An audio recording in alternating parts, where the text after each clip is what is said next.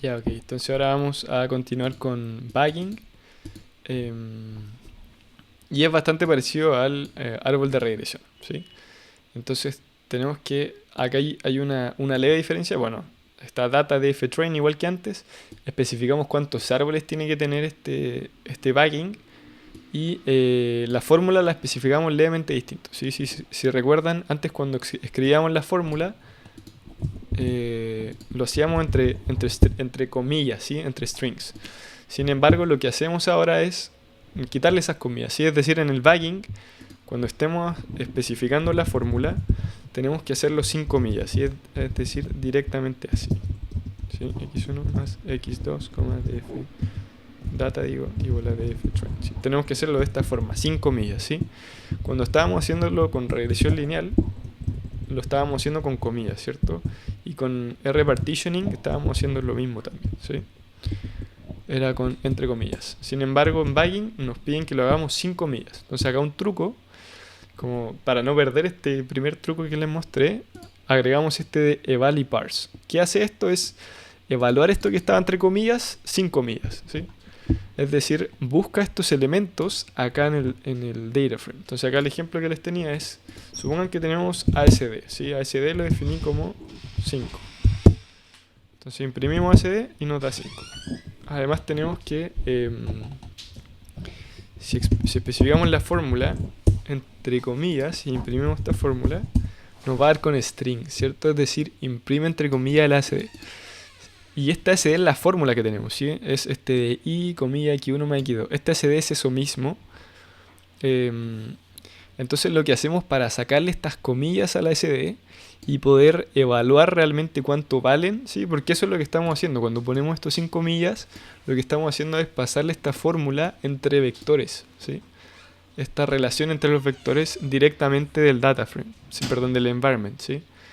Em, y lo que nosotros acá querríamos, el análogo de la CD es que nos gustaría que al especificar este SD, esta fórmula como SD, nos dé este 5, ¿sí? ¿Y de qué manera se hace eso? Con el eval parse text, ¿sí? Entonces le damos este ASD entre comillas y lo que hace es buscarlo acá en el environment, ¿sí? Y de esa forma lo imprime como un 5, ¿sí? Entonces a pesar de que lo ponga entre comillas, lo que hace es evaluarlo directamente acá, ¿sí? Espero que no haya sido muy enredado eso, pero básicamente como que le quita las comillas a este string, ¿sí? Entonces, realmente estamos pasándole esta fórmula la extensa, ¿cierto? De tarifa, colita de chancho, no sé, padres, hijes, hijes, esposes, más hijes, esposes, ¿cierto? Se lo estamos pasando sin comillas. Eso es lo que es ese truco. Entonces acá evaluamos las predicciones, ¿cierto? Con el predict igual que antes, pero ahora en la base de evaluación evaluamos el desempeño fuera de muestra, ¿cierto? En la base de evaluación.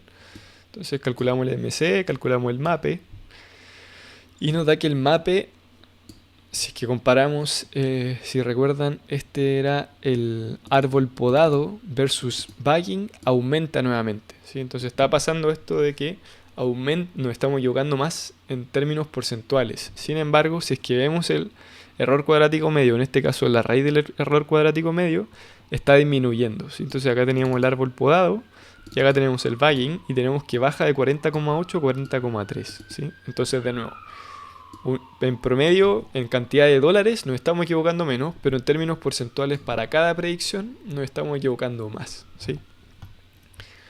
Y tenemos acá ya la implementación del Random Forest. Tenemos librería Random Forest y acá de nuevo también se le pasa 5 comillas, por eso se hace esto de eval parse text. Se le da la base de entrenamiento, se le da este hiperparámetro que en general se utiliza la raíz cuadrada de la cantidad de, de variables, ¿cierto? Esto va a depender de si el problema es de clasificación o regresión. Creo que esta acá se suele usar más en problemas de clasificación, si es la raíz cuadrada de la cantidad de parámetros. Sin embargo, yo puse igual este acá como parámetro, ¿sí? Ahí hay diferentes heurísticas y eso es más arte que ciencia, siento yo. Eh, de todas formas, creo que esto igual se puede determinar con validación cruzada, así como a mano se puede hacer, ¿sí? O hay package también que lo hacen automáticamente. Pero yo le puse ese y no, o sea, tuvo un buen desempeño el árbol, ¿sí? Perdón, el bosque. Entonces acá lo que hace hacer el plot es plotear cómo varía el error de validación cruzada ante distinta cantidad de árboles, ¿sí? Tenemos que acá como que se estabiliza un poco, ¿sí? Y eso es para que no corran todos los árboles, ¿sí? Yo me acuerdo que en mi primer tarea en un ramo de Data Science, donde me enseñaron Random Forest, me pedían hacer este plot y como no sabía que existía este plot, lo que hice fue entrenar varios árboles, varios bosques. Entonces yo veía a mis compañeros y decía, ¿por qué no se quedaron toda la noche entrenando todos estos puntos? Y era por eso, porque usaban este plot, ¿sí? Así es un momento de vergüenza que se los comparto para que no se sientan mal cuando hagan cosas así, ¿sí? Pero simplemente al hacer esto, le va graficando cómo varía este error frente a distintas longitudes de este bosque aleatorio, ¿sí? El Random Forest. Entonces acá lo que hacemos es ahora predecir para la base de evaluación, calculamos estas métricas del MCE y el MAPE, lo imprimimos y tenemos que ahora de un 51% que teníamos en el bagging fuera de muestra baja a 38,73 y del 40,3 del bagging de la raíz del error cuadrático medio fuera de muestra baja a un 40,28, ¿sí? Es decir, de CART bajamos el MCE a un bagging y de un bagging bajamos el MCE a un random forest, pero el MAPE aumentó del árbol de regresión al bagging y del bagging al random forest cayó, ¿sí? Y de hecho este es inferior incluso al que teníamos en el árbol de regresión, ¿sí? Entonces aquí el random forest sería como el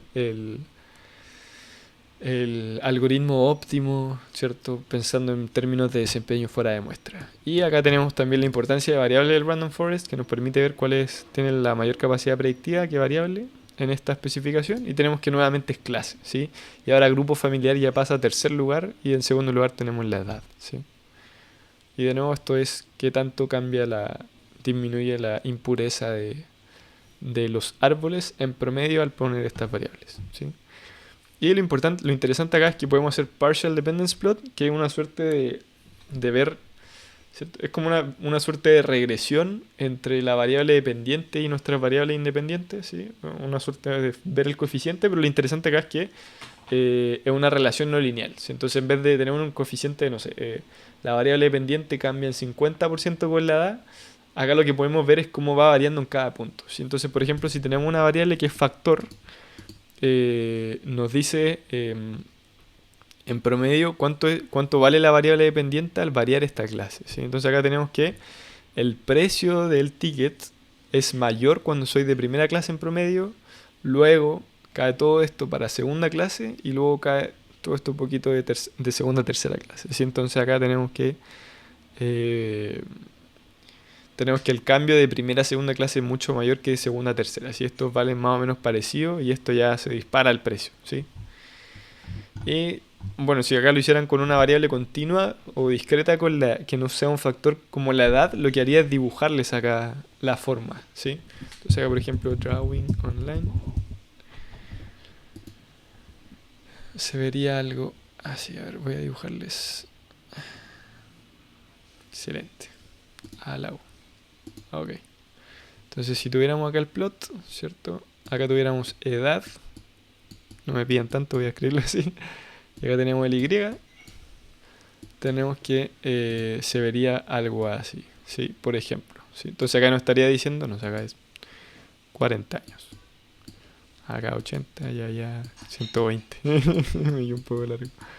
Entonces acá nos diría, en general, ¿cierto? La gente joven, menor de 40, se compra tickets caros y no sé, acá la historia sería de una vez que se acostumbran a andar en ¿cómo se llama? En crucero, la gente está dispuesta a viajar en tarifas más baratas, ¿sí? En clases más baratas. Y después de los 40 la gente de nuevo, no sé, tiene más lucas, tiene más ingresos y está dispuesta a pagar más por comodidad, entonces aumenta nuevamente las tarifas promedio que pagan. Y ya de 80 en adelante, ¿cierto? No sé, son pensionados, no pueden pagar muy caro y eso hace que la tarifa baje en promedio, ¿sí? Las tarifas de esa edad, ¿sí? Entonces acá podemos ver una relación visual entre las variables dependientes y algunas independientes, ¿sí? Vamos a cerrar eso. Y la gran pregunta que estamos esperando, ¿cuánto valía el boleto de Jack? Bueno, construimos a Jack, ¿cierto? Jack fue solo, ¿cierto? Fue con un amigo, pero iba sin familia, sin hermanas, esposas, hijos o papás, creo que me faltó, no. Bueno, hermano, esposo, hijo o hijas, o papás. Y es mayor de edad, género masculino, se llama Mr. Jack Dawson. Acá me faltó, en realidad era Dawson, Mr. Jack, ¿cierto? Pero esta variable no la usamos, así que da lo mismo. Edad, tenía 19 años cuando estuvo en el barco, no tenía familia. Tarifa le ponemos NA porque la queremos predecir, y tarifa cara también NA, ¿sí? Y lo que hacemos es pasarle este mini data frame, ¿cierto? Esta fila, se la pasamos acá lo hice fue al bagging, ¿sí? En realidad debería haber sido el random forest. Pero se lo pasé al bagging, en realidad no debería dar tan distinto.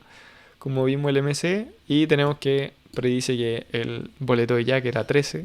¿Sí? Acá como hice algunos cambios, en realidad yo había predicho que era 13,94, pero en realidad con esos cambios es 13,26.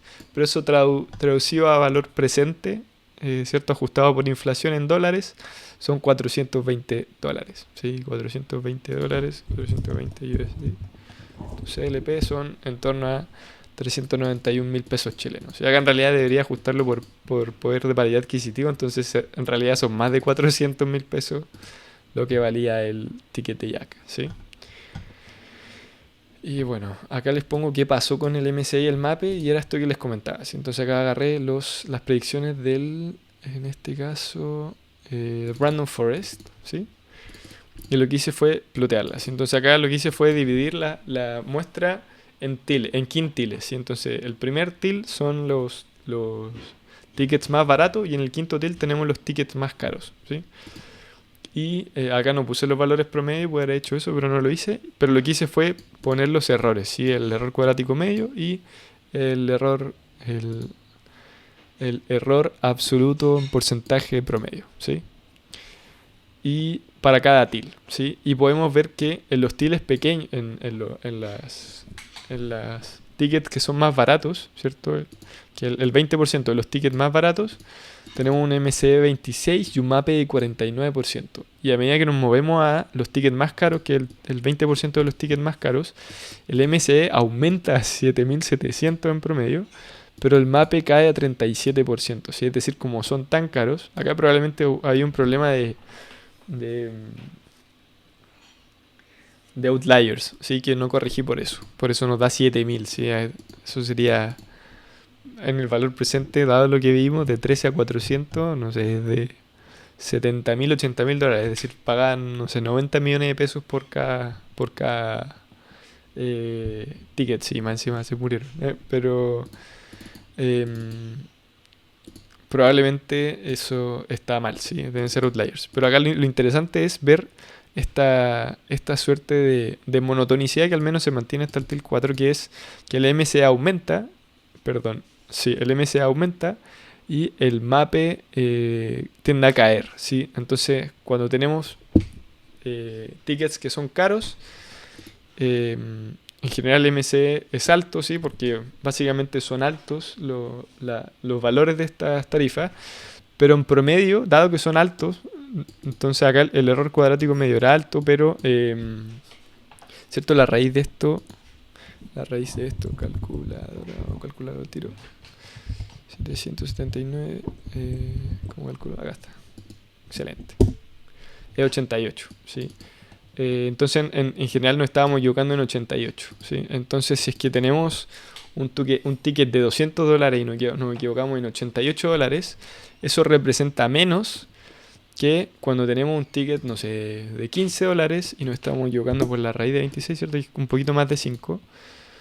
Entonces si vale $7 y nos estamos equivocando por más de $5, en porcentaje eso es mayor, ¿sí? Entonces eso es lo que está pasando entre el MSCI y el MAPE a medida que cambian los tiles, ¿sí?